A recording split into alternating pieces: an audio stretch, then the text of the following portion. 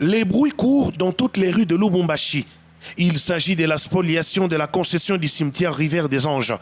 Sur le terrain, un agent des Kassangiri nous conduit sur la partie disputée. Dans le camp des gestionnaires du cimetière Rivière des Anges, le choc est grand de voir des militaires venus pour traumatiser les travailleurs.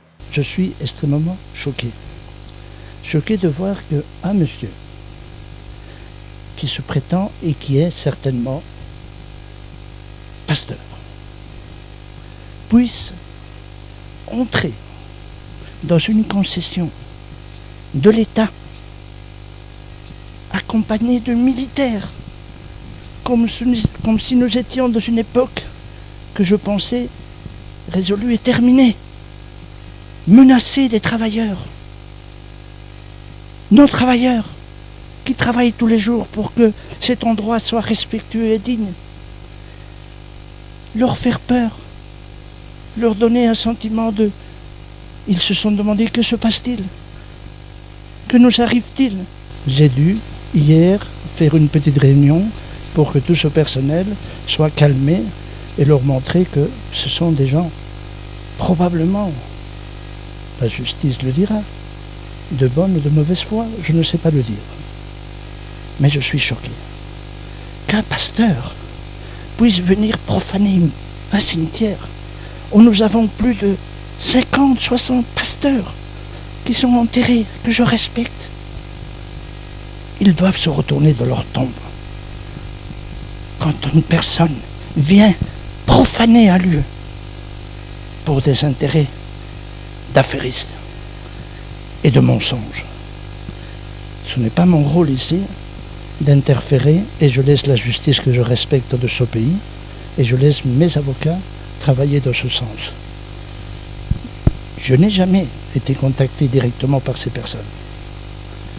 Monsieur Kaosi, je dirais même plus l'honorable Kaosi, qui est un homme de cœur et qu'un homme de passion, était présent, et à l'époque il était le bourgmestre de la commune annexe, a participé à tout ce travail qui a été fait avec la mairie. L'avocat de l'ASBL Rivière des Anges estime que les dossiers se trouvent dans les mains de la justice et que l'intervention des autorités départagerait les deux parties en conflit. En fait, son plaidoyer depuis toujours.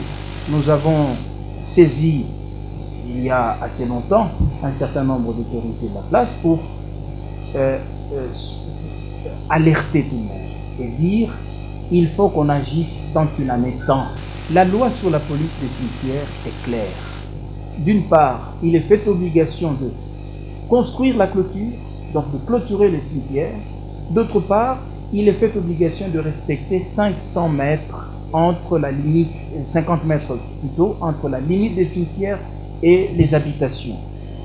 Et donc, pour le moment, au moment même où on s'apprête à entreprendre les travaux de l'érection du mur, on se rend compte qu'un pan entier à l'intérieur du cimetière fait l'objet de spoliation par des gens qui spéculent avec des documents qu'ils ont acquis à la faveur d'un affairisme qui s'est développé à ce niveau-là. À mon avis, la seule question qu'on pourrait poser en ce moment-là, c'est depuis que cette concession leur aura été donnée pour cet usage agricole, y ont-ils fait oui ou non des champs? Ça, c'est la première contradiction. La deuxième, et vous comprendrez maintenant l'enjeu, ils vous disent nous allons maintenant vendre cette concession pour que des gens viennent y ériger des habitations.